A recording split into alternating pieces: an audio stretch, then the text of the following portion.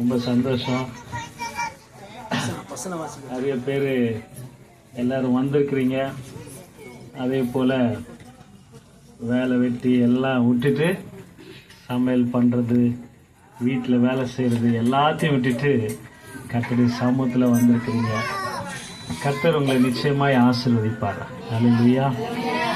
கர்த்தரை தேடுகிறவர்களுக்கு ஒரு நன்மையும் குறைவுபடாது. ஹல்லேலூயா. ஆண்டவருக்கு மகிமையுண்டாதாக. நிறைய கோடிக்கணக்கான சொத்துக்கள் பணங்கள் இருக்கிறவங்க இடத்துல கூட உங்க முகத்துல பார்க்கிற அந்த சந்தோஷத்தை பார்க்க முடியாது. ஹல்லேலூயா.